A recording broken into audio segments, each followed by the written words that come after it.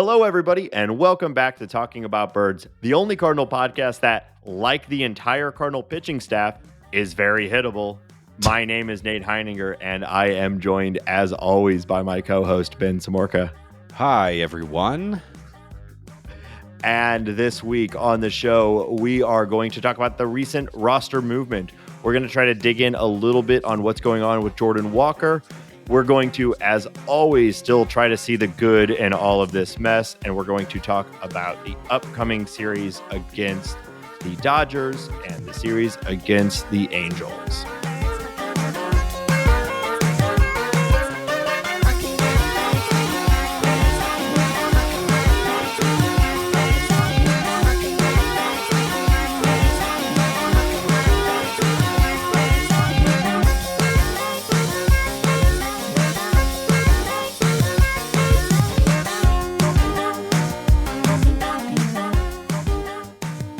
If you have an idea for the opening bit, tweet us at Talk About Birds. Well, Hambone, you are an elder millennial. Ham. Oh, nice. Ham. All right, coming out firing. So you are an elder millennial who works in tech. So you have completed your contractual obligation of attending Coachella over this last weekend. Yes. I have to hear a little bit about how that went. Did you just call me like a douchey SoCal tech bro? I just accurately coded described language? you. Yeah. I just described you. You. Cool. What do you want to know, Nate? Yeah. What?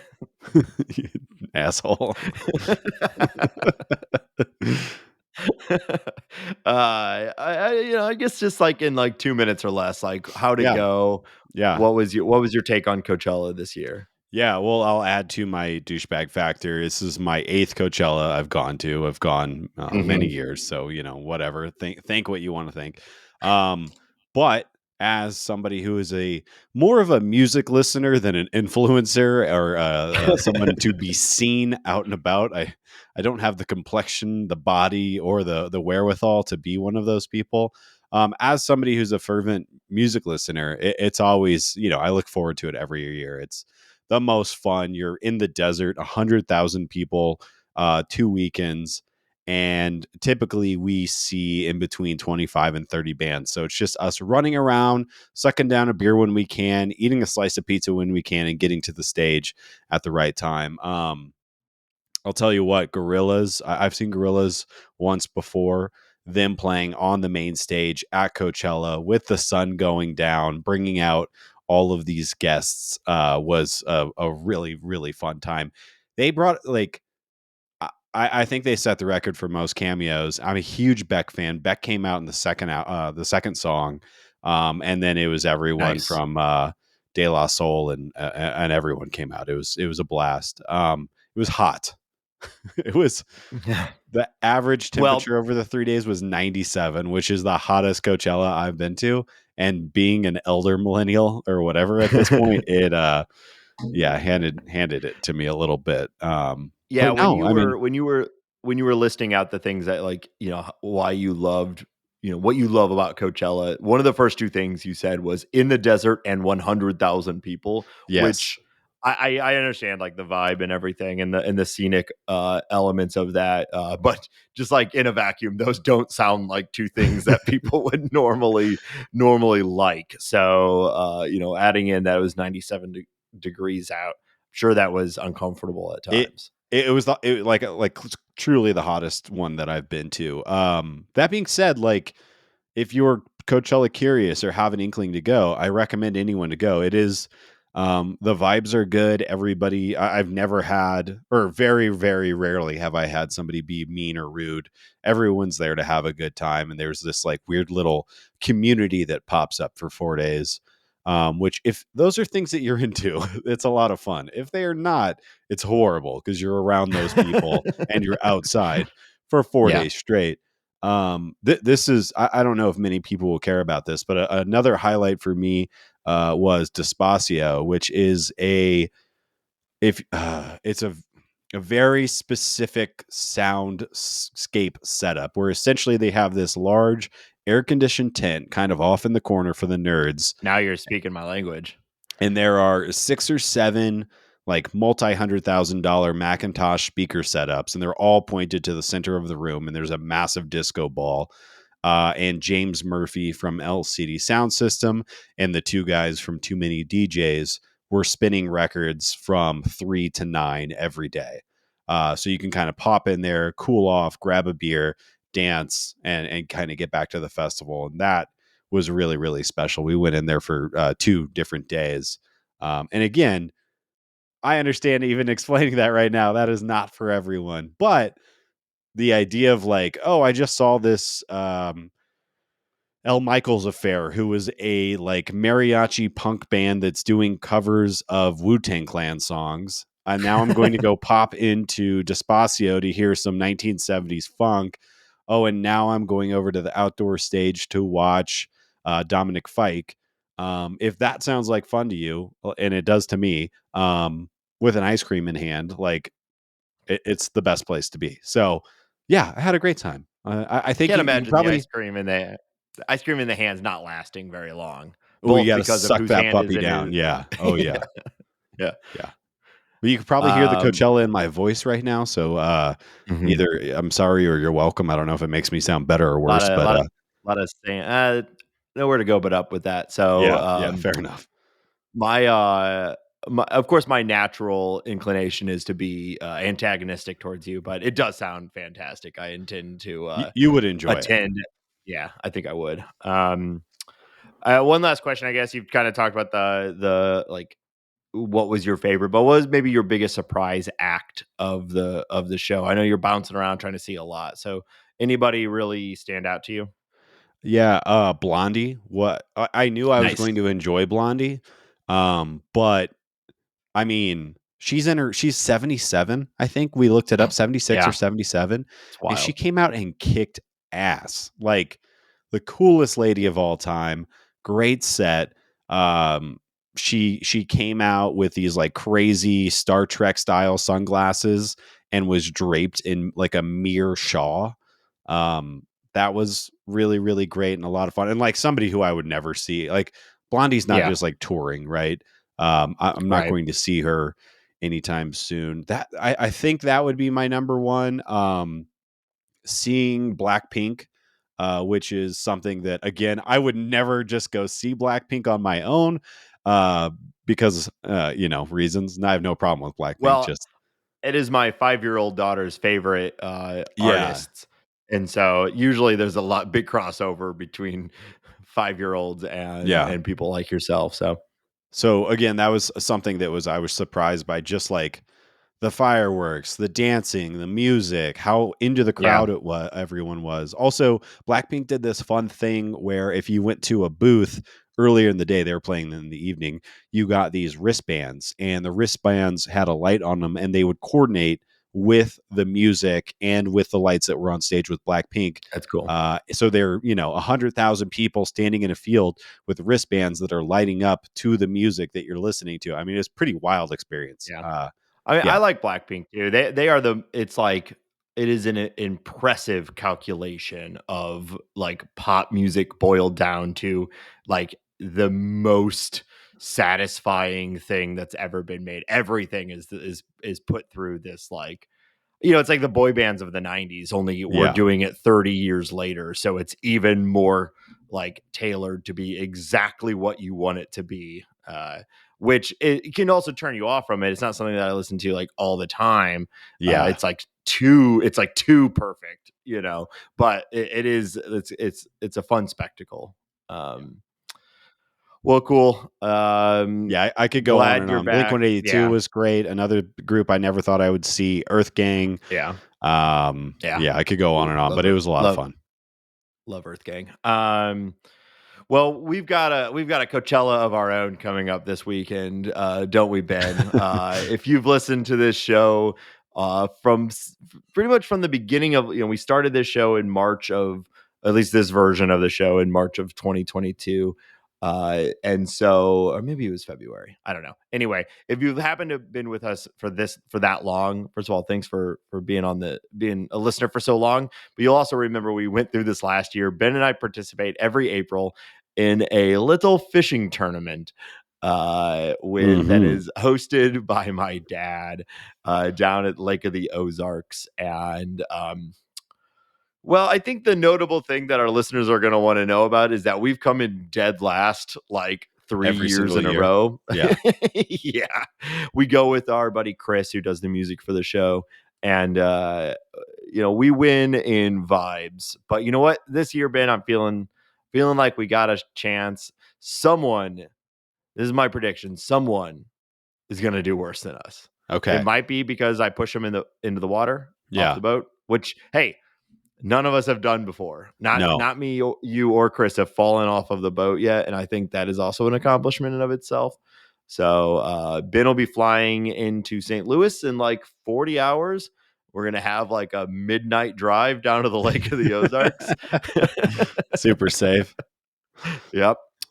And yeah, so we'll be spending some time out on a boat this weekend, probably listening to the Cardinal games and hoping to catch some fish. How you feeling about our chances this year, Ben? I feel great. I think that obviously we have youth, dexterity, tenaciousness, all the intangibles you can think of on our side.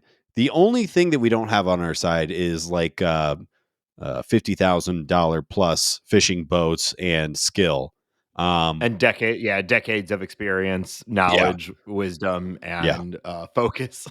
I was looking through some photos of our previous trips the other night and was reminded that we ran our boat aground at one point and found a rope swing on the shore and decided to do the rope swing for about 45 minutes. So that gives you an idea of our dedication to the craft. And, I think you get where we're coming from. Yeah, I feel like we need to compete. If we can't compete on skill, wisdom, focus, or ability, I think we need to really lean into shenanigans. Subterfuge. Yep. I'm PEDs. talking draining. Yeah, definitely. I've got a bottle of HGH for the weekend. Yeah. I'm thinking, draining the gas from people's boats. Yeah. I know every boat has a cartoon cork down at the bottom of it that you use to stop water from coming out. So we got to pull those corks. Yeah, I'm cutting the brake lines on your dad's truck. Yeah, if that's what has to happen for us to win, there's a steep hill that takes you right down to where we're staying. In. Yeah, so perfect for that. He'll survive. It just will suck. Yeah. Well, I play to win. So if we got to do what we got to do. So we'll be hanging out over the next few days trying to catch some fish, and so wish us luck, I suppose. All right, let's talk about baseball. Well, not great. So let's start with some of the movement that has happened. We've had one major roster activation and a few things sort of coming down the line. So we knew it was coming. We talked about it last week on the episode with Kelsey. Shout out to Kelsey. It was great having her on the show. Paul DeJong is back. Yeah. It was inevitable. It kind of didn't matter what he was going to do at AAA. He was going to get a spot back on this roster. And that came at the expense of Taylor Motter, which only makes sense in that he was the 26th man. Some people say they fill a similar role. I don't really believe that, but you had to cut someone. It wasn't going to be the bullpen. It had to be Taylor Motter. Feel for the guy, but that is the life of a journeyman utility man. It is disappointing though. For all of the reasons that we've talked about in the past. Now, before I get into this, I will say the good news is Taylor Motter did accept his assignment to AAA. He is still within the organization. The Cardinals have not sent him off packing, and he's decided to stick around, which is a good thing. Yes. But I don't think I'm breaking any new ground by saying this. Like, why we like Taylor Motter is the positional flexibility, and the fact that he has proven that he can hit lefty pitching fairly well. What we know about Paul DeJong is that he has weird reverse splits where in his career he's hit righties and he's better than he's hit lefties, which isn't really something that the Cardinals need as far as their team composition. Really, a righty who mashes lefties is just makes more sense. We also know that Paul DeJong really hasn't played anywhere other than shortstop in the big leagues. I don't know if that's something that's going to continue, if he gets a start at third base or second base at some point this season. I don't know exactly what to say, or what to expect there. And I think the one positive of this move is that I could argue that the Cardinals' best possible defensive alignment is Paul DeJong at short and Tommy Edman at second base. Yeah. I, I don't know. To what degree is that a better defensive alignment than Tommy Edman at short and Brendan Donovan at second base? Honestly, I don't think it's that big of a difference, but I do think it is an upgrade just because of Tommy's range and all of his skills at second base. And Paul DeJong has been an above average shortstop since the day he came to the bigs. That's never really moved. So there's that. Yeah, so we've gotten 3 games of Paul DeJong, and I mean, here we are again, right? He's looked good. He had a big home run. He had a big hit in the game last night. He's not struck out in 9 plate appearances, which is good. He's also not drawn a walk. But you have a little bit less control over that in such a small sample size.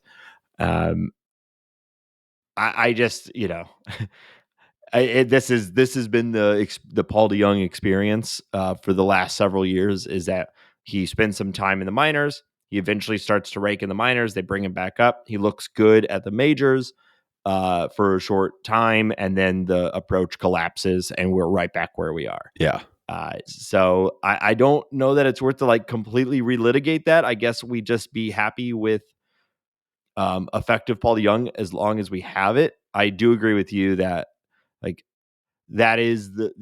guess that is the appeal, and the reason why we keep going through the Paul DeJong experience is that he is, until Mason Wynn, he is likely the best shortstop option for us. Puts Tommy Edman back in that spot, and when Paul DeJong is locked in, he can be a very, very effective big league hitter. It just, once the wheels fall off, it always feels like there's no middle ground with Paul DeJong. It's either he's crushing it, he looks great, or he's striking out at a 40% clip. So I guess we take it as long as we can and hope that he stays locked in. Maybe, knocking on wood, this is it. Maybe he's found it. He definitely looks good right now. It's an incredibly small sample size, but he's looked good in these games. Yeah. So I guess we just ride it as long as we can. Yeah, I think it's fair to feel positive about the fact that he's standing at the plate different. His load looks different, the leg kick, blah, blah, blah. I think we've talked about this, though. It's really going to come down to the approach and can that stick. And when the league adjusts to him or when the league executes against him, can he make the change to stay in the bigs? And he just hasn't done that the longest time. I do think that there is a little thing to hang our hat on in the sense that John Mozeliak, in his Mozeliakian fashion, alluded. Obviously, he's been getting pressure from Jim Hayes and the media and just being asked the quote unquote tough questions. Why are we sub 500 right now? Yeah.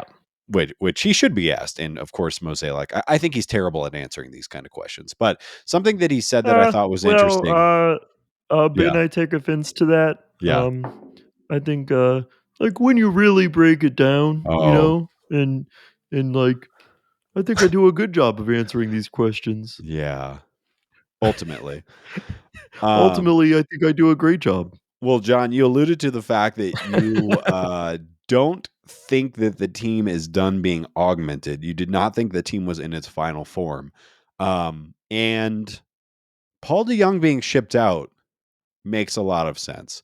One of the middle infielders being shipped out makes a lot of sense. An outfielder being moved makes a lot of sense. Like, I Yeah. think part of the Cardinals' struggles, and we talked about this with Kelsey, is that everyone's kind of moving around all the time.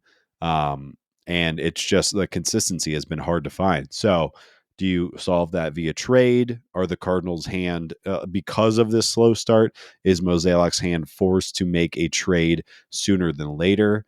Mookie Betts is. I'm just going to keep talking about the Dodgers and Paul DeJong because it makes a lot of sense. I think the Cardinals will have to eat money, but do you really want Mookie Betts playing shortstop for the Dodgers? Your $300 million man playing shortstop when he's a right fielder. Obviously, Mookie can do anything, but Yeah. a team needing a shortstop that is defensive heavy makes a lot of sense. I don't know. We'll see, but I think. I think Paul's going to be up for a while, unless he's shipped out, and that's just the way it is. That's whatever. Yeah, I guess best case scenario is you could see maybe a Paul DeJong looking really good and it lasting, and then you ride that high and sort of sell high for anything. Anything. But then are you like, well, we don't want to sell high because when he's really good, he's really good. Will it last? I would take the sell high, package him with one of our outfielders.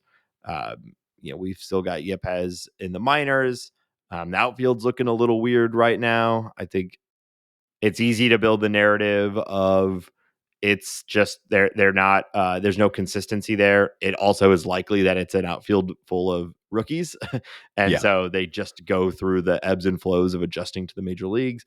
But either way, like most of that is solved by exposure, playing time, and learning who can and can't make the adjustments. And that's particularly difficult when you're playing a different outfield spot every night or you're not playing every night. So yeah, I don't know. I guess it's like most things, it's a wait and see. But this, Yeah.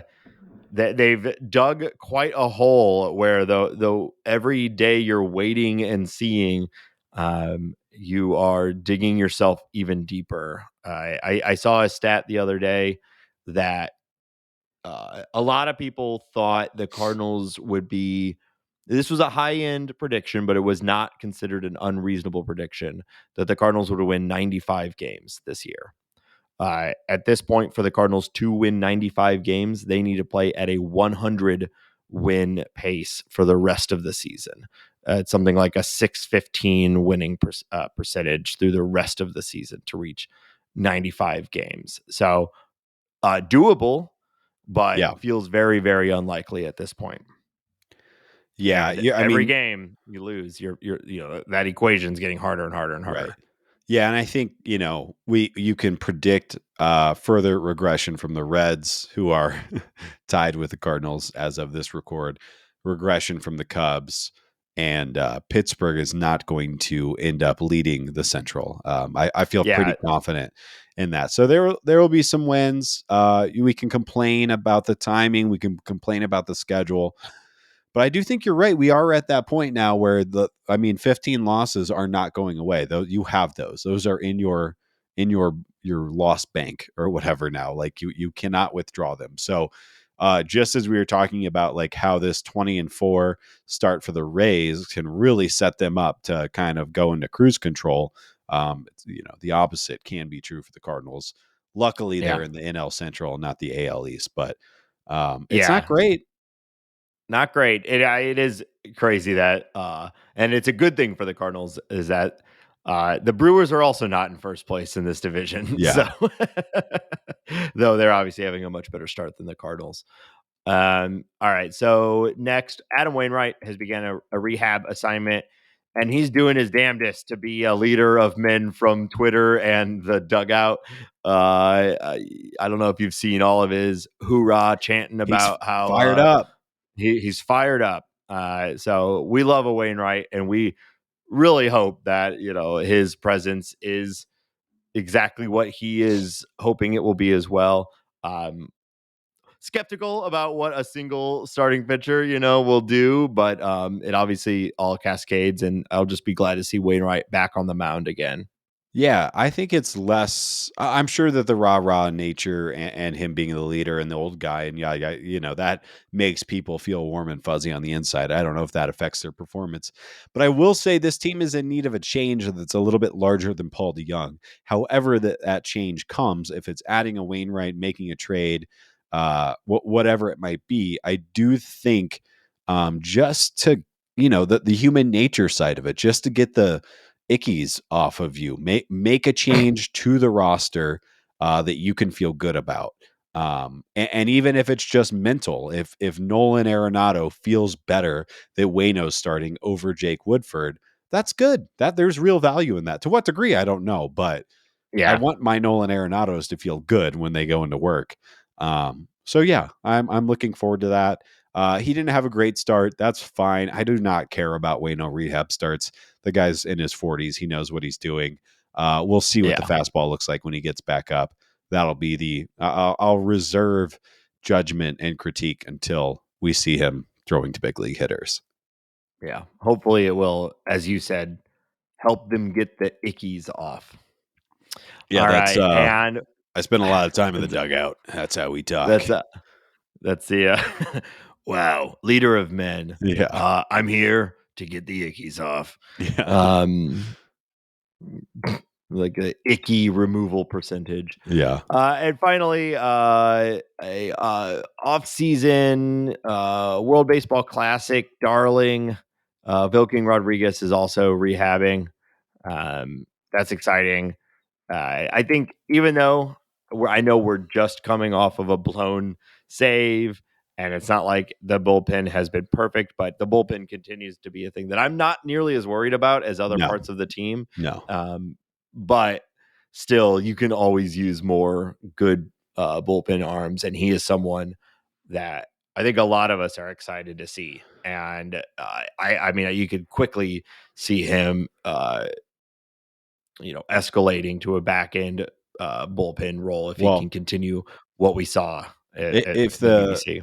if the Cardinals pitcher is going to keep doing what they're doing, then we're going to need to have 4 or 5 lights out guys in the bullpen to keep Yeah. afloat and not run out Helsley and Gallegos every single night. So adding a guy who could be potentially on Gallegos's level or new Genesis Cabrera's level would really really benefit this team. And yeah, I agree. I think bullpen is probably number one for me. Offense is number two, and then starting pitching in the toilet. If I had to rank the teams, Yeah. the units of the Cardinals right now, I feel pretty good about the bullpen.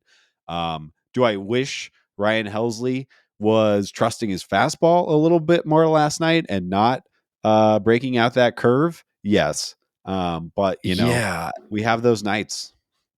I don't know what that was. Some people were trying to put that on Contreras and game calling, and I can't imagine that that's it. There's something else going on. Either that's coming from the dugout, or something was going on with Helsley and his feel, and he wasn't comfortable throwing the fastball. Yeah, Because these guys have the same scouting reports that, if not more, that we have on the internet, and like every scouting report on Blake Sable was he can't hit a fastball. The only thing he can really hit is curveballs, yeah, and they threw him 4 straight curveballs. And yeah. so,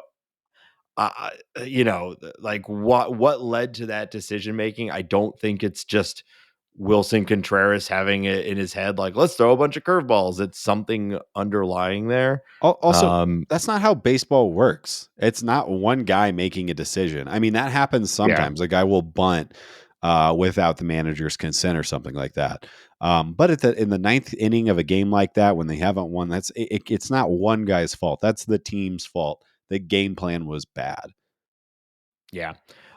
Speaking of bunting, the only thing that really made me mad about the game last night, other than obviously losing, was the Alec Burleson bunt in the ninth Yeah, inning. I'm like, I thought we were so far past that. Now, I don't know if Alec Burleson made that decision on his own. I doubt it. He's a big guy who likes to hit the ball hard. They usually aren't the ones who are making the decision to bunt, but whew, nothing gets me more angry than a one of your better hitters being asked to bunt simply because I guess he's a younger guy and they like I don't know it made zero sense to me that you'd give up an out there Yeah. to move a base runner over with a guy like Burleson at the plate. I didn't follow up on this, but watching the game in real time, I thought that he was trying to bunt for a hit with a third baseman back, and it just wasn't a great bunt. I'm not saying that makes it any better, but I do like that play over. I think bunting for a hit when you're a lefty masher is a great move if it works and it's exciting. But it wasn't a great bunt. Yeah. It moved the guys over, which was good, but he isn't super fast. So if you're going to bunt for a hit and you're going to be Alec Burleson, you better do it perfectly or else it ain't going to work. But yeah, I agree. Not also weird, like just weird timing of it. Yeah, I don't, it in that point of the game, it didn't make a lot of sense. Yeah. And if it was truly trying to exploit the defensive positioning and bunting for a hit, that is different. And my rage is reduced to some degree, but it, like you said, there's a lot of reasons why it's still not a great choice, but I would at least understand it a little bit more.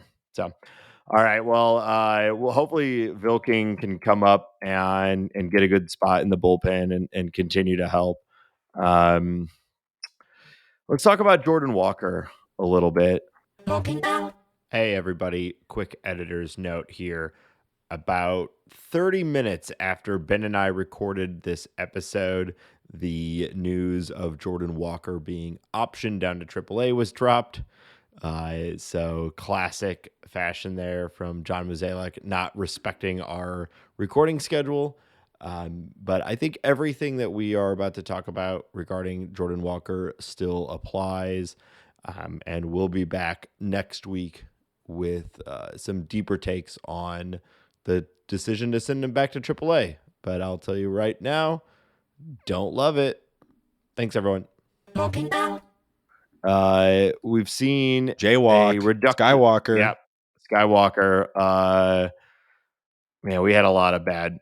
Jojo Walker. All right. We've seen a reduction in playing time. After his torrid start, we've really seen him come down to earth pretty dramatically. Yeah. Which, well, I'll let you speak first. What are your current thoughts on Jordan Walker? Yeah, I think I really think they should let the kid just play. If I'm being honest, he's 20 years old, and yes, he's hitting more balls into the ground than he should. But he's still hitting the ball very hard. He's still getting to know the league. He's still getting to know the ballparks. Like, this guy hasn't even played at every ballpark yet. Of course he hasn't, right? He's brand spanking new. Still getting his feet underneath him. The offense is not the problem right now. The offense is scoring runs and hitting the ball hard, not enough, and I think is not as consistently as people would like it. But you look at all the numbers, the Cardinals have the 6th rated offense in baseball right now. You can let a prospect at Jordan Walker's level go out there and have a couple of bad games. I think it's fine. The reason that he has not been playing, he's been having what Ali Marmol is calling work days, where he is coming in, he's not playing, but getting extra batting practice. He has a 60% ground ball rate right now. League average is 42%. I think something that's become very obvious over the past few years is the value of getting the ball in the air, especially when you have exit velos like Jordan. I think what they're talking about makes a lot of sense. I do worry about putting too much in a kid's head like this. But essentially, all my blabbering to be said is essentially what they're trying to do is help Jordan get backspin on the ball, get underneath the ball a little bit, and get the ball over the wall, which is great. That's what we want from Jordan Walker. I just happen to kind of disagree with the timing of it. And I think that making a kid make adjustments to his game while the league is adjusting against him, where he's already caught up in the meta of the league, and them trying to attack him and then adding something else to it it's not my favorite way to approach it. But for all I know, Jordan Walker is saying he's gung ho. Maybe he asked for this training specifically. I'd like to understand how to backspin the ball a little bit more. And obviously he's got some guys in that clubhouse and coaches that can help him do that. People who are very, very good at, at doing that. So I don't know. That's my 2 cents. I think it's a little strange. but it is happening. We'll see if he gets the start on Wednesday and Thursday. I'll be curious. Yeah. Agree with everything you said. The only thing I'll add is that, like, I think if the Cardinals didn't have a bunch of other guys that they wanted to get at bats, then we wouldn't be seeing this problem. We're seeing Carlson more. Carlson's playing pretty well. They obviously like him in center field. Tyler O'Neill, we've said there was all the drama of Tyler O'Neill from a couple weeks ago. And as we said on the show, that's not like, don't overplay that. He is a starter on this team and will continue to be. And he gets his days off, but he's locked in an outfield position.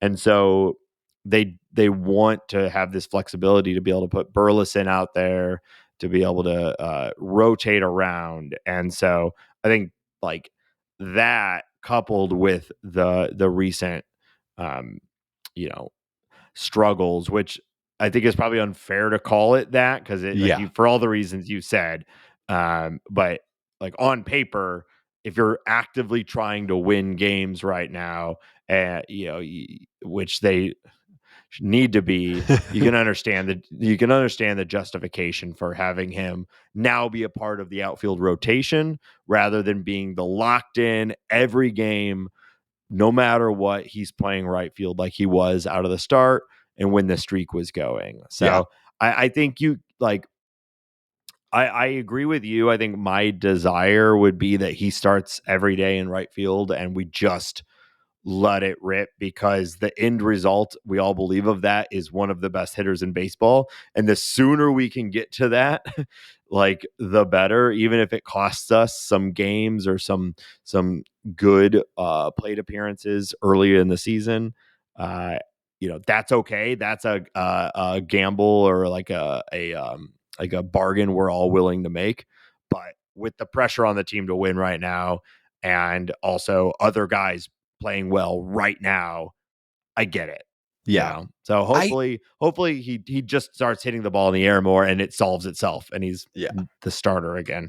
I get that. It's just like I said, though, the offense isn't the problem. So that's where I understand the rationale and where they're coming from and why it's happening. I just, like, really, it doesn't make a ton of sense to me, but maybe this will work. He's super talented. I wouldn't be surprised if he picks this up right away and starts cranking out 120 mile an hour bombs and killing people in the stands. But we'll see. Now, one thing we haven't mentioned in this equation, though, which I think is fair, is that when your pitching is struggling, you need your best defense out there. Yeah. And I think it's fair to say he's not the best defender in right field. Agreed. So there's that argument as well, right? Again, big picture, a bargain we're all willing to make and are hoping to make for the next 20 years. We all want him lumbering around in right field, swirling around fly balls, looking like he learned how to walk, last week, trying to catch him. Like, I'm all for it. He's going to figure it out. No, he's Come on. an incredible he's normally a third baseman. He obviously is an incredible athlete. It's just like, he's so tall. He's a monster. Yeah. Yeah. Any slight mistake in the outfield just makes you look so gangly. So I think the defense has got to be a part of that equation as well. When you have like legit defensive outfielders on your team with Nootbaar, Carlson, and O'Neill, like, one of the best defensive outfields in baseball, or not. Agreed. Yeah. Okay.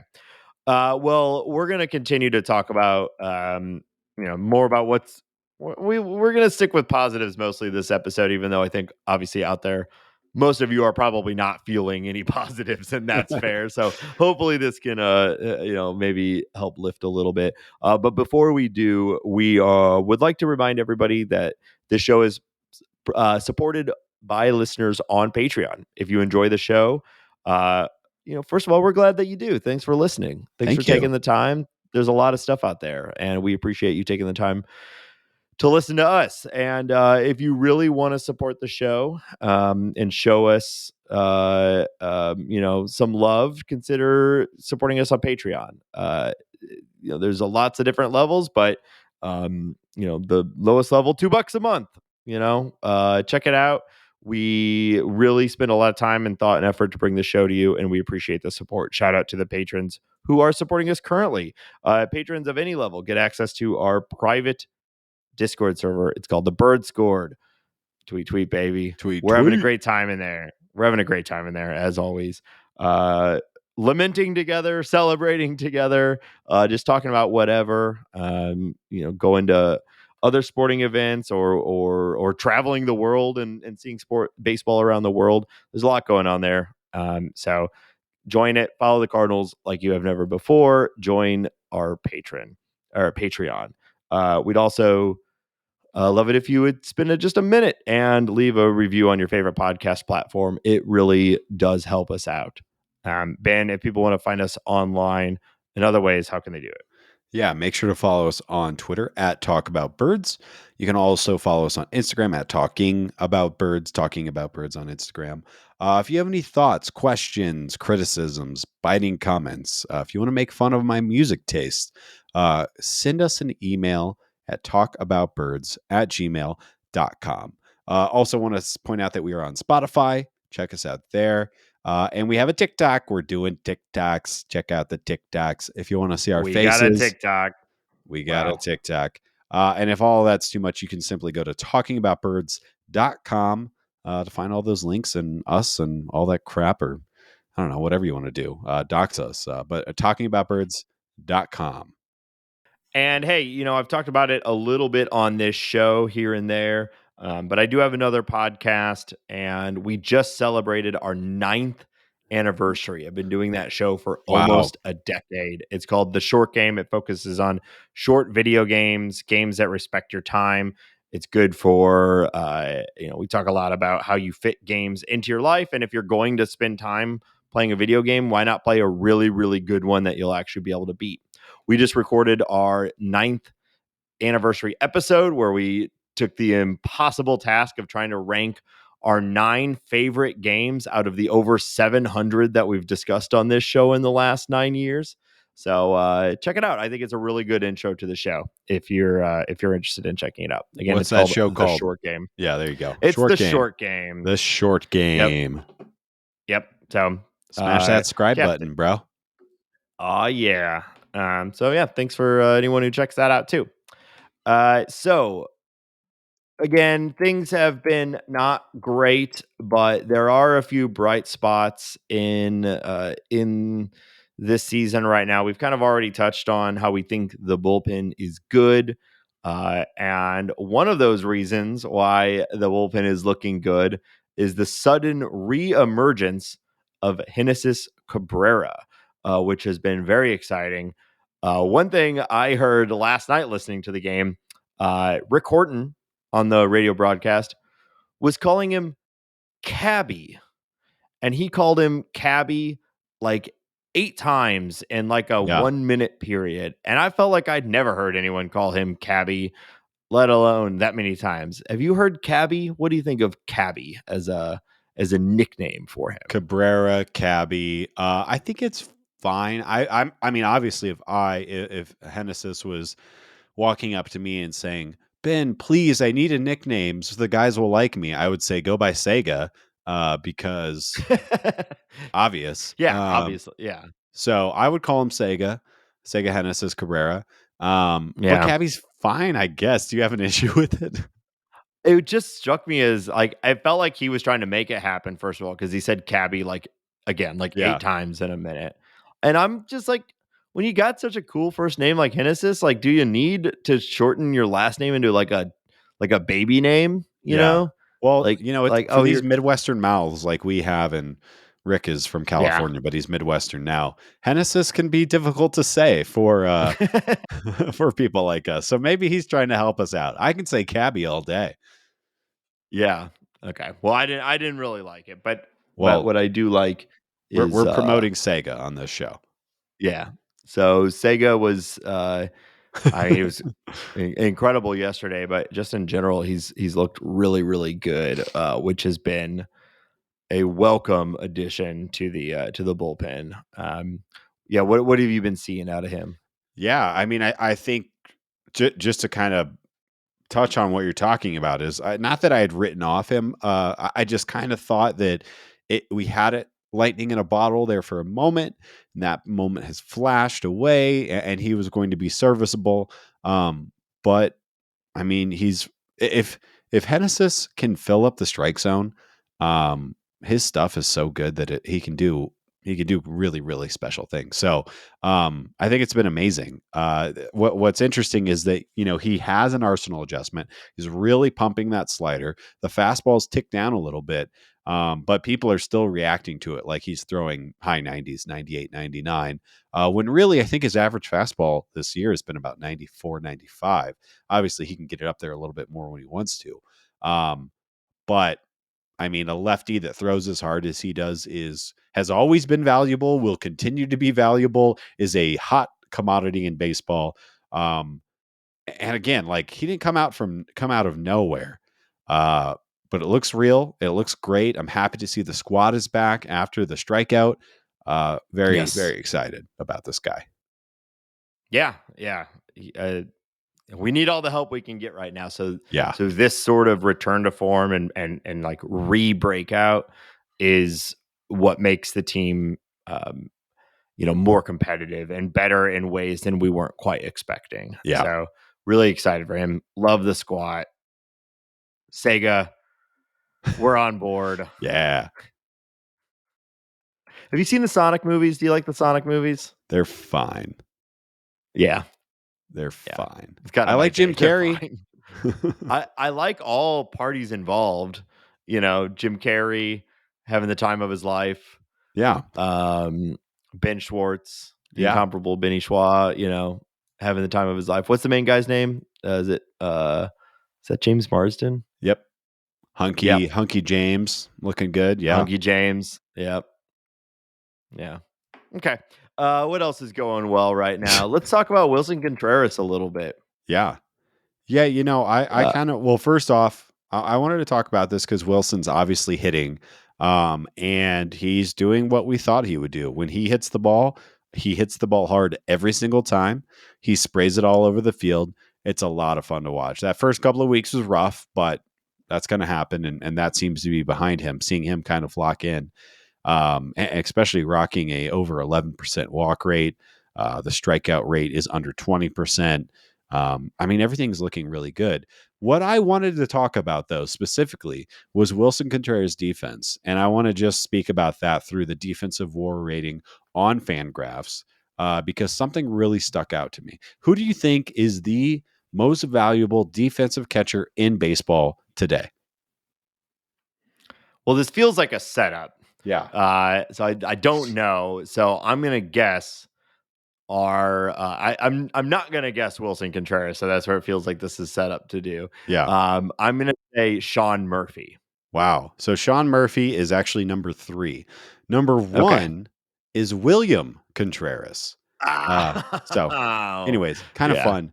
But what is more exciting for the people who are listening to this show and us is Wilson Contreras is number 2. So funny enough, the two brothers are 1 and 2 as far as defensive ratings. It's like the Molina brothers all over again.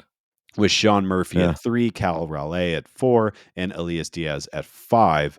And the reason I find that exciting, obviously it's super early, but his framing numbers are looking about twice as good as they were last year. And defensive WAR for a catcher, it's something that can spike in funny ways if they have good games and stuff like that. But the fact that he is putting up positive WAR, and I think that was the biggest question on his game coming into being a Cardinal. You have to. He's got 23 games played, and he is significantly contributing positively on the defensive side of the ball. I just think that needs to be called out. We should be celebrating that. Early returns have been great. So wow. Yeah, I think it's like that's the question mark about him, right? And if he's showing immediate gains there, I mean, it puts him in that category of one of the best catchers in baseball, which is fantastic. Did you see the new stat that came out like today or yesterday? Caught stealing above average? No. Yeah. So the crew behind Statcast have been trying to create a better stat than just caught stealing percentage, which just measures simply how often did you catch someone stealing. And it seeks to it basically is saying not every stolen base opportunity is created equally. There's a lot more that goes into it. I have not done a deep enough research to feel adequate to fully explain this metric on the podcast right now, but it is trying to be a more like a better a better way of measuring a catcher's skill at catching a runner trying to steal a base. So that's cool. I'm pulling it up right now, and it's basically saying, like, was it physically possible for the catcher to throw that runner out rather than the player stealing solely on the pitcher, which is cool. Absolutely fascinating. And that puts Wilson Contreras in second place. There you go. So he's good. And you know what else I like? We're starting to see that that intangible thing. Oh yeah, there we go. That intangible thing that we, I think does get overplayed, but it was a huge part of the Yadier Molina package. And Wilson Contreras is not slowing down on that. We've always known him as a fiery player and someone who, the team, the opponents aren't going to like me, but you're going to love me, sort of thing. And he's out there now in this slump. He's out there talking to press, talking about what he sees as the problem, what the team needs to do to be better. You have to imagine if he's doing it in public, he's doing it in the clubhouse too. And I don't know if it's working. I mean, they're not winning yet, but it's still like that's supposed to be part of the package that you're getting with Wilson Contreras is that like fierce competitor. And we're starting to see it. And it's cool. So it's only a month in to a 5-year contract. But so far, I have been about as happy as you can be with a 30-year-old catcher and your biggest signing of the offseason. Yeah. Yeah. Yes, no complaints. His baseball savant page is filled with red. He seems to be enjoying it here. Let's win some games. Yeah. All right, let's touch on Nolan Gorman real quick. We are in full breakout mode with Nolan Gorman right now. I mean, wow. It wasn't that long ago where all of us, myself included, were like, Gorman's the obvious trade chip. Like, he doesn't have a position. What does his ceiling really look like? And here we are now, a month into the season, and he's right now the best player on the team up to this point. I mean, he's doing everything well, hitting the crap out of the ball. Huge home run, that 3-run shot in the Seattle series. I mean, he's moved up to the 3 spot, which is interesting. You and I think it was last week, maybe the week before, we had talked about like breaking up that 3, 4, 5. Yeah. And seeing if we could get Gorman up there. And here he is. I don't want to overhype, get too excited, but there's like all the underlying numbers look good. Everything about this looks good. And I think we will see the batting average drop. I cannot imagine he's going to sustain this high of a batting average. It was a month ago that we were hoping for a Kyle Schwarber comp. But there's been a clear improvement in his hit tool. And I think he's not going to hit over 300 like this, but he's also going to do much better than like the 240 you and I were really hoping for before. Yeah. Well, and I think what's fascinating. So I'll talk about the lineup thing first. I think the lineup thing is really good. I enjoy having Paul too. I think that's a lot of fun, especially when you're having Newt lead off. You have 2 super high on base percentage guys. Obviously, Paul Goldschmidt can hit a home run more frequently than Lars, but high on base guys run the base well with some power at the top. and then breaking up the 3 righties in the row with Gorman, I think is great. And I think I'll be curious about how long he can sustain what he's doing right now, because he's hitting 293. He's got a 333 BABIP, which is a little high. That being said, with no shift, and when you hit the ball as hard as you do as Nolan Gorman, it would not shock me if he runs a higher than average BABIP, on his career, the long career arc that will be Nolan Gorman, because his exit velo is so hard. And if you watched the game last night where Paul Goldschmidt hit 110 mile an hour line drive right at Brandon Crawford, who was one of the better shortstops of the past 15 years. Almost if you hit killed the a ball man. hard, if you hit that ball hard, it is harder to catch. So it wouldn't be the most shocking thing for him to run that high BABIP.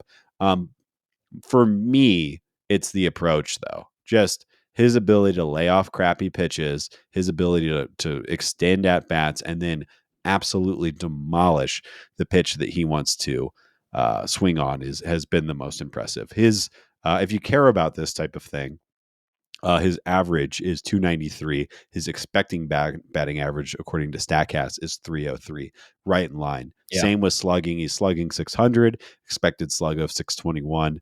So he's underperforming right now, or his underlying metrics say his outcomes should be even better than they have been right now. Not by a crazy margin, but still, that's not super common with already good results. Yeah. And to Nate's point, I don't expect him to maintain this all year, but it's all real. The league will adjust, and he'll have a bad month or week or whatever. But I'm very excited about what he's doing, and the lineup change and all that. I think it is positive steps. Yeah. And it's this sort of stuff why, like the Cardinals are in a hole, and there's nothing they can do they can't undo what's already been done. But when we say we're still very confident in the lineup, like it's stuff like this where we're seeing breakouts from guys that we weren't expecting, and we still have Nolan Arenado, who it might be slumping, but are you going to tell me Nolan Arenado is not going to be one of the best hitters on this team by the end of the season? Right. Like we've got him and Paul Goldschmidt, and Newbar's looking good, and O'Neill's looking better. Like there's so much offensive talent on this team. It's going to be good. It is already good, and those results are going to start stacking up soon. So we are still supremely confident in the Cardinal offense, even if it's been a really bad luck and frustrating 3 weeks or so. And I know I said something very similar last week, but if you look objectively at the Cardinals offense performance this year, not runs scored, but all the other numbers, they are in line with Atlanta, the Dodgers, Philadelphia. It's got to break through. Yep. One last thing I want to touch on real quick. I just want to shout out Jack Flaherty's last start. He's been having a really strange start to the season. He's been getting okay results, but a lot of the underlying numbers felt like, oh no, this is all going to explode at some point. But we also discussed there's a possibility that it could go the other way, that he's like just a few adjustments away from a return to form. And at least based off of the last start, I'm feeling very hopeful that we're getting closer to the Jack Flaherty that we've all wanted. I don't know that we'll ever get the 2019 one, or even 75% of that again, because I mean that was an incredible run. But I'm starting to feel a little more confident in the Jack Flaherty rebound than I was even just a couple weeks ago. So I mean, we've said it all season, but we've said it for years. We can't understate how impactful a healthy and effective Jack Flaherty will be for this team. So there is maybe some hope there in the starting rotation and Jack Flaherty becoming that top line starter again. That could not be more important. Yep. Yeah. All right. Well, there's no respite in sight as far as the schedule goes for the Cardinals. We've got 2 more games against the apparently impossible to beat, terrible San Francisco Giants. I mean, I said it last week. There's just something about going to San Francisco and playing the Giants. It just always feels like it goes terribly. I feel like I still have PTSD from those early mid 2010s playoff series where we just like it just never went well and it just continues over and over. Where we saw it again with the Sable walk off and JD Davis, but whatever. The next, I saw somebody on Twitter last night invoke Travis Ishikawa, which I thought was inappropriate and mean. Yeah. Too soon. Yeah. So the Cardinals have a 3-game series against the Dodgers coming up. The Dodgers are not the powerhouse they have been, but they are still a very, very good team. Ben, what are you expecting to see out of this series against the Dodgers? Well, yeah, the Dodgers, I mean, they are what they are. They still have Mookie Betts, which is a really, really good place to start as far as team composition. And they still have Freddie Freeman. Max Muncy's having a bounce back year. I think we haven't really talked about it, you and I, but Max Muncy is one of those guys who I was pretty confident he was better than he had been the last couple of years. The patience and power and positional flexibility combination. Outside of that, it's a little bit of a island of misfit toys. JD Martinez is okay right now. James Outman, I'm not buying it yet, but he has had a great start to the season. So that's all fine and dandy. I think really what it's going to come down to is the pitching. Now if I got to add Clayton Kershaw, Dustin May, and Julio Urias to the Cardinals rotation, that would be great. And they've all started of different degrees of good, not great. But I do think that is really where it's going to be. Noah Syndergaard, who is likely to get a start against the Cardinals, has not looked great this season. Home run. What do you call it? He's just giving up a lot of home runs, which ain't going to help anybody. And also, while I'm talking about pitching, I just want to emotionally prepare everyone in Cardinal Nation to see Shelby Miller come out of the bullpen. He's been pretty solid for them already. The fastball looks good. A couple of really just kind of like a middle relief guy. But yeah, it's they're still good. There's, like I said, there's names like Kershaw, Mookie, and Freddie Freeman, and they have a lot of other solid players too. So they're still really good. It's hard to side with the Cardinals, especially how they've been playing on this matchup, but I guess we'll find out.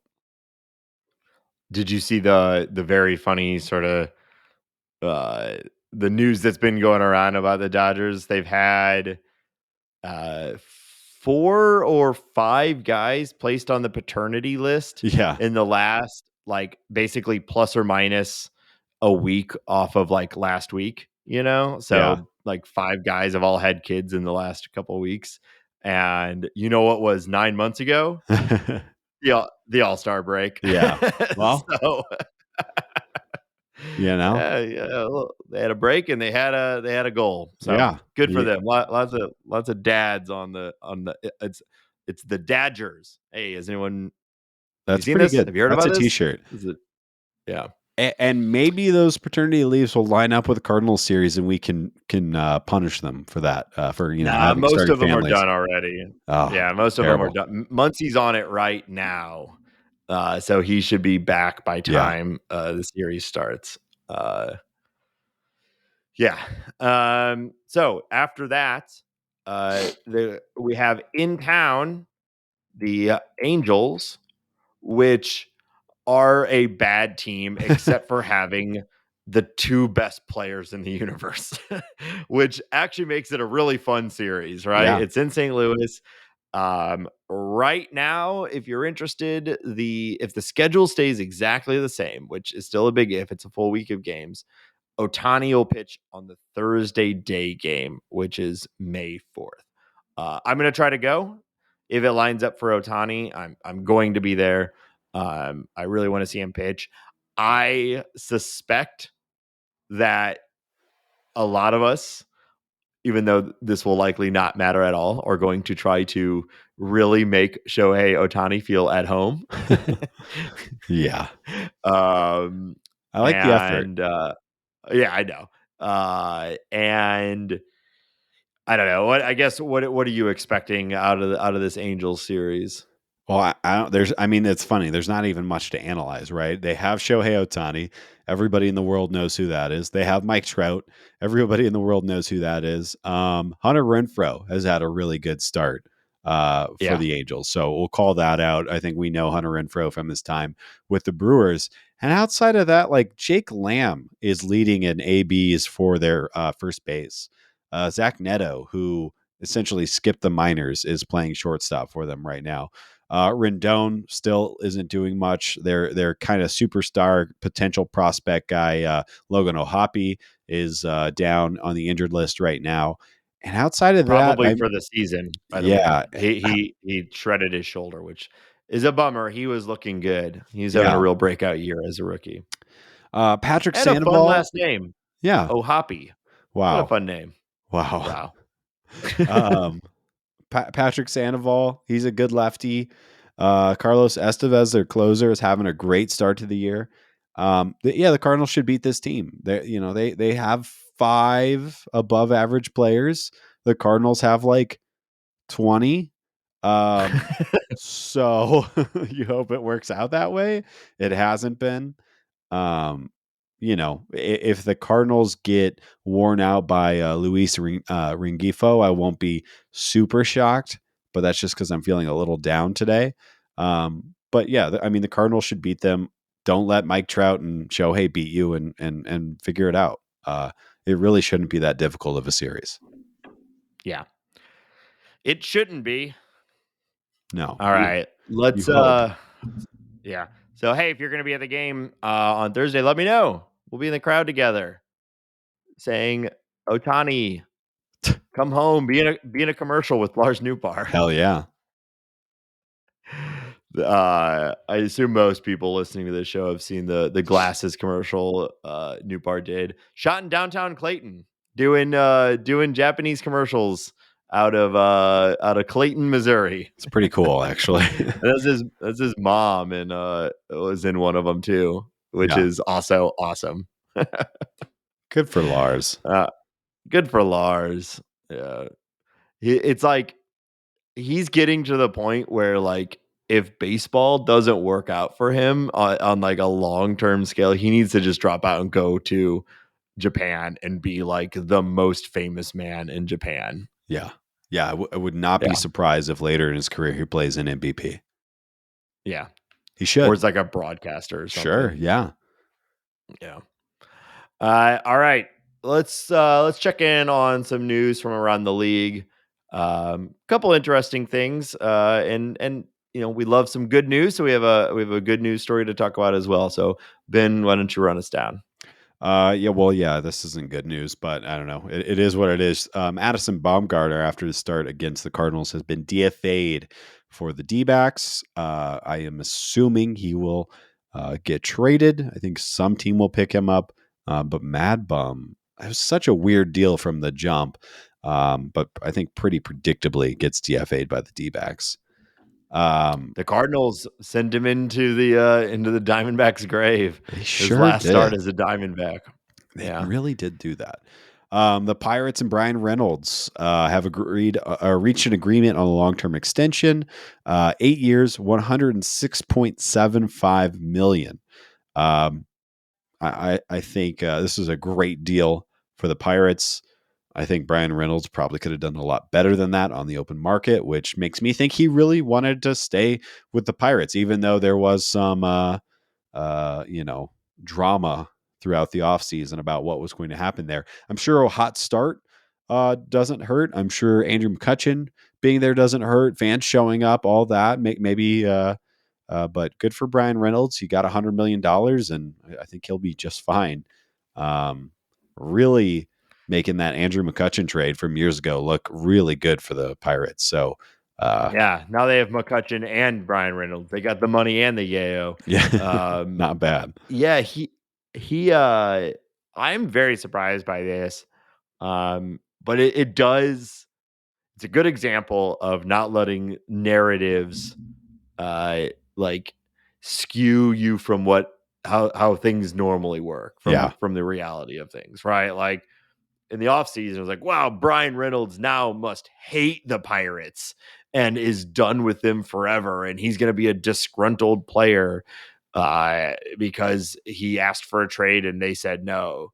And it's like, no, you could do both. You could say, like, hey, I want to trade because we're not competing and I want to be on a competitive team. And the ownership say, no, we're not going to trade you because we really like you and we want you to be a centerpiece and we're going to give you $100 million for it. And we didn't know that other part, you know?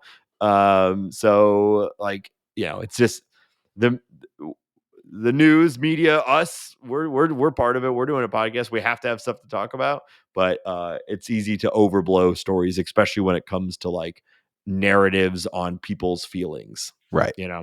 So I am surprised though. I think he likely would have gotten a lot more. Now he had a good but not great season last year, coming off of an incredible season the year before. So maybe there's a little bit in his own like calculation of like, let's bank the 110 million now. So if I have a couple more 2.5 war seasons, I don't lose all this value, but I don't know. Yeah. Who knows? I mean, he's infinitely wealthy now. Yeah. And he's on a team that seems to be doing okay. Yeah. We've said this many times, but if you showed up to me with a check that had that many zeros, I don't think I would really think about it much more than that. Especially if I of like really the 2 org. seasons. Yeah. It makes all the sense. Beautiful So, ballpark. good for him. Great ballpark. Love that yellow bridge. Yeah.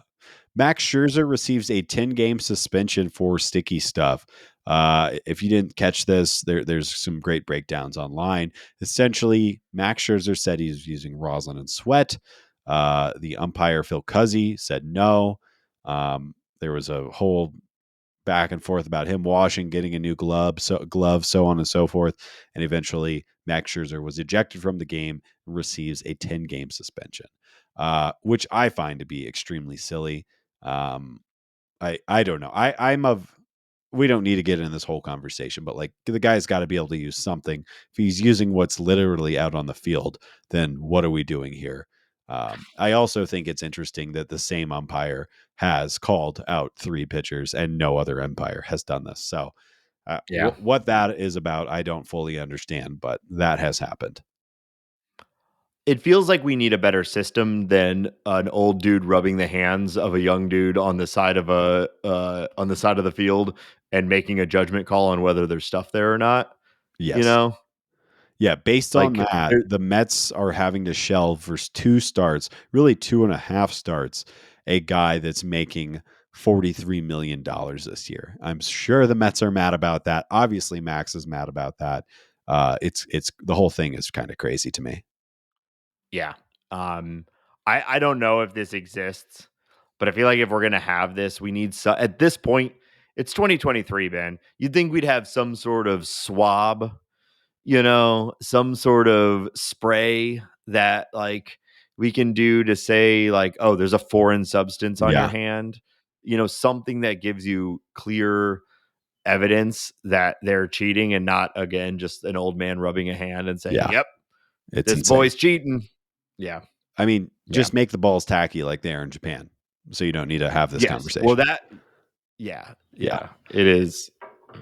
Yeah. In more annoying news, the Oakland Athletics have zeroed in on a Southern Nevada build site, signing a binding purchase agreement for land just west of the Strip, where obviously a major league ballpark is going to begin construction. If you're paying attention, all the A's are having potentially like a top 5 bad season of all time. Obviously, Fisher, the owner, is a slimy little eel. And I think it's pretty much the nails in the coffin. I think the A's are leaving. I think they're going to Vegas. I don't really have much positive to say about that other than I'm looking forward to going to Vegas, potentially seeing a baseball game, I suppose.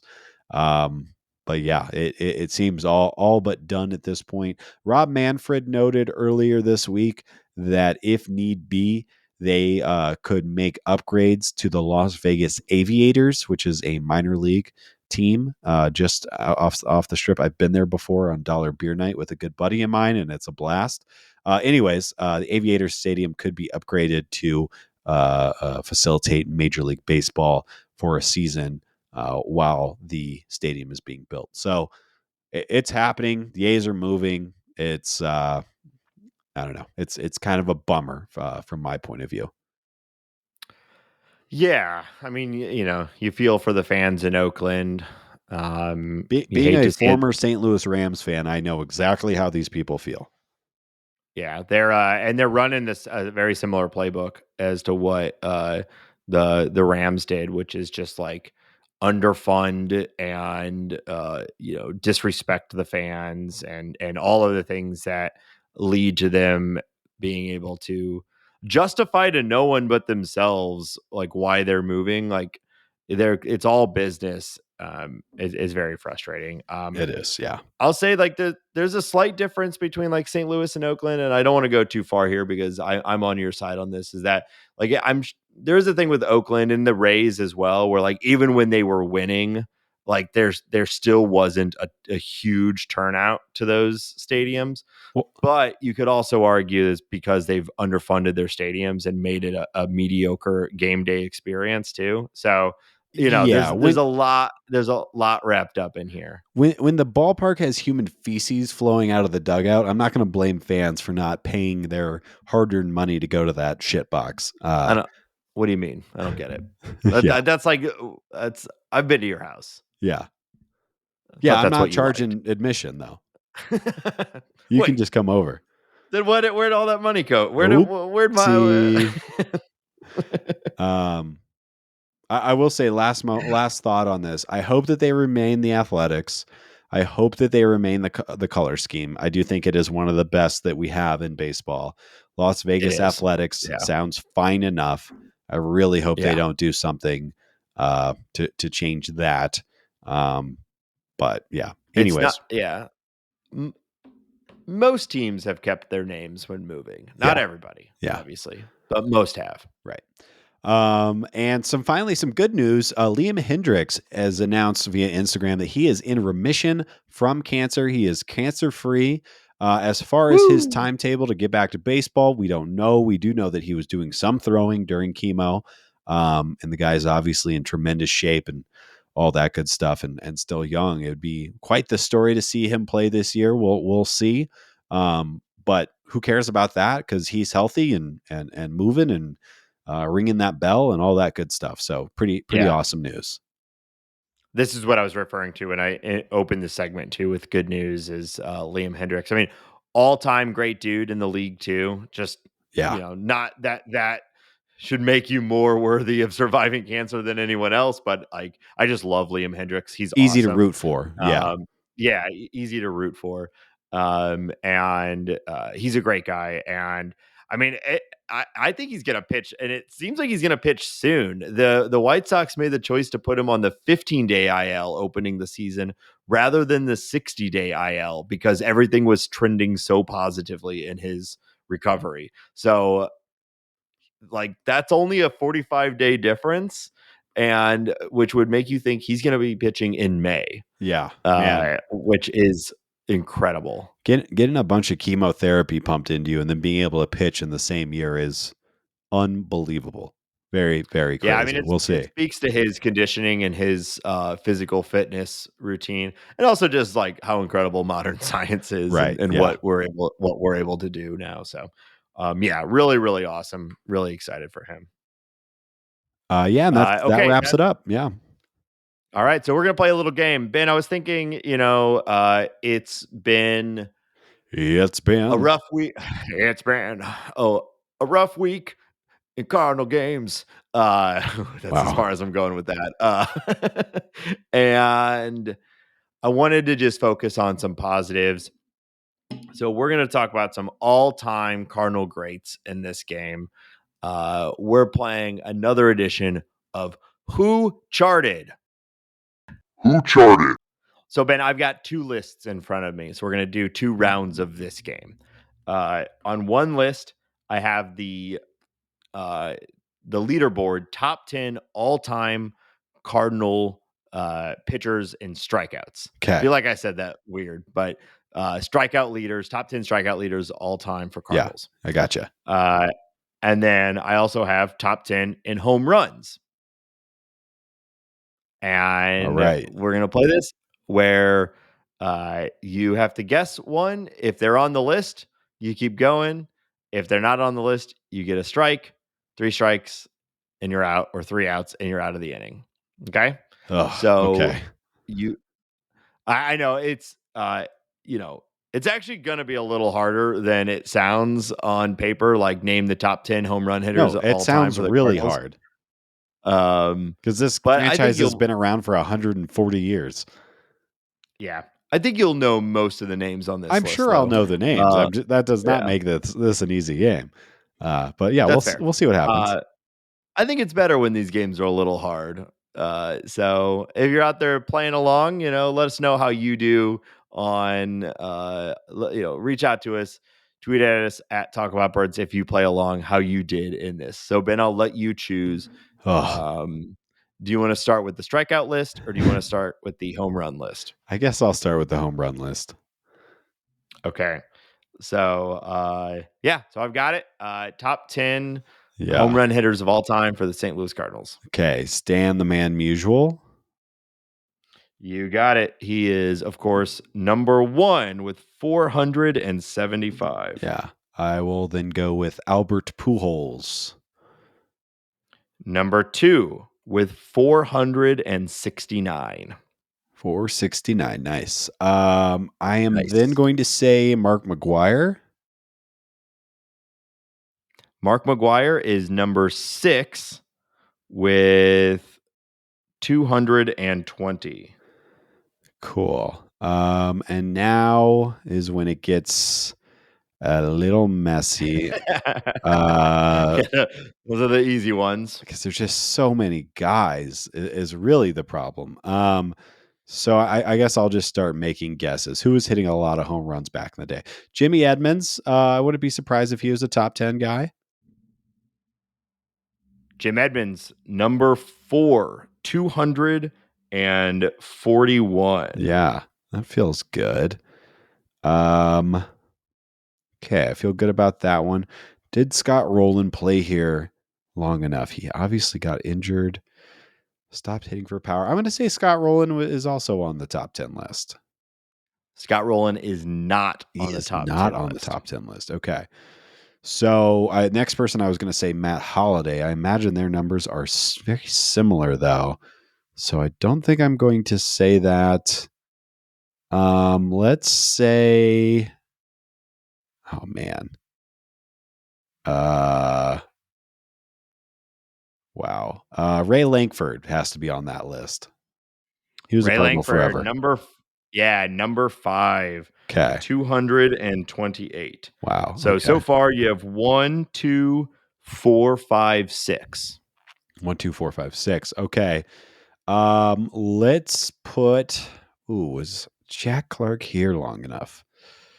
Let's say Jack Clark. Jack Clark is not on the list. Damn it. Okay. How many strikes do I have? Is that 2?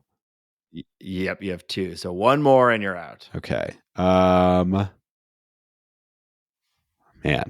here's just some like recency bias of my brain right here. There's got to be. You're very much in the last 20 years, which makes sense. I will say that there is one more person from like that range that you very much know who they are, but you may not expect it. May not expect it. I mean, Yachty was here forever. He really never hit that many home runs. Okay, I'll say Matt Holliday. That was my guess earlier, and I bailed on it. I'll say Matt Holliday. Matt Holliday is not on the list. Damn it. Strike 3. All right, running it down from the top. Number 1, Stan Musial. 2, Albert Pujols. 3, Ken Boyer. Oh, yeah. 4, would not have came to mind. Jim Edmonds. 5, Ray Lankford. 6, Mark McGwire. 7, Rogers Hornsby. 8, Jim Bottomley. 9, Yadier Molina. Damn it. With 176. Wow. And Ted Simmons, 172. Oh, wow. I definitely would not have guessed Ted Simmons. That's crazy. Yeah. Yeah, I thought you would have remembered Ken Boyer. And, Rogers Hornsby is on like every, offensive I just don't list. think of him as a home run hitter, but I obviously he was here long enough and good enough that my opinion doesn't matter.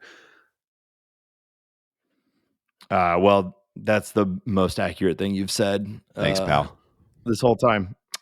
Okay, so now we are going to do strikeouts. Yeah, this is going to be terrible. I'll preempt the squad with that. Okay. We all knew that was going to be the case, regardless of the outcome.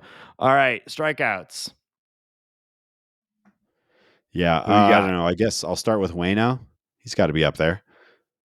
Waino, number 2. Okay. 2,147. There we go. How about Dizzy Dean? Dizzy Dean, number 3. Number 3, damn with it. 1,095. Oh, wait. God, I'm an idiot. Number 1, Bob Gibson. Yeah, I was going to say, come on. There's no way. Yeah. There's no way. All right. Bob Gibson, number 1, 3,117. Let's go. Almost 1,000 more than Adam Wainwright there at number 2. Pretty amazing. Newsflash, Bob Gibson was good. How about... Ooh. Now, again, I'm going to be terrible at this. Let's say Chris Carpenter. He was here for a minute and struck out some people. Chris Carpenter, number 4. Number 4. Holy crap, really? Oh, this is going to be way harder than I thought if he's that high. 1,085. 1,085. Okay. The majority of the rest of these are all names that you know. Now, will you be able to pull them? That's the tricky. Like these games, if you're listening, are always harder to actually play than just like once you hear the list, you're like, oh yeah, hell yeah, of course. Well, it's just so hard to like pull baseball players from the ether. Yeah. Okay, but I think he was a strikeout monster. But was he with the Cardinals long enough? I'm going to say Steve Carlton. Steve Carlton, number 8. Let's go. Okay, I feel really good about that one. Steve Carlton had 951 strikeouts. 951. Okay. How about the Mad Hungarian? No, that's your first strikeout. All right. No Al Raboski. I'm shocked by that. How about God? I can't even think of anyone. Yeah, I don't know. Names are not coming to my mind anymore. Ryan Franklin. I'll just say something. You got to get out of relievers. There's never going to be a reliever on this list. Nope. Strikeout number 2. He's collapsing, folks. He had a great run. Rather than me just flounder, I'm just going to say another name. Who do I want my final pick to be? Let's go with Isringhausen, another reliever. No. All right, you're out. Here we go. Bob Gibson, number 1. Adam Wainwright, Dizzy Dean, Chris Carpenter, Bob Forsch, Matt Morris. Bob Forsch I should have got. Yeah, Matt Morris. I wasn't thinking about him at all. Jesse Haynes. Never Steve heard Carlton, of him. Bill Doak, and then finally, Carlos Martinez. Wow. Yeah. Would have never have guessed Carlos Martinez. And then Doak, I've never heard of Doak either. So it's no way. Carmar at 927. That is shocking information to me. He was here for a while and he had a couple really good seasons. Yeah, apparently. Yeah. So, all right. Well, that'll do it. You got 1, 2, 3, 4, You got 5 out of 10 on both lists. Not bad. But hey, if you're out there and you did better, if you want to embarrass Ben, let us know. And we will be back next week with yet another episode. Tell your friends, tell your mom, tell your dad, tell your dog, have your dog tell their dog friends and their dog moms and their dog dads. Every little bit helps. Check out the Patreon, patreon.com/talkingaboutbirds. Hopefully this series against the Giants ends better, and we have a great series against the Dodgers and the Angels to talk about next week. At the very least, we get to see Ohtani in Busch Stadium, so that'll be fun. So until next week, go Cardinals. TalkingAboutBirds.com. Wow. Always be plugging.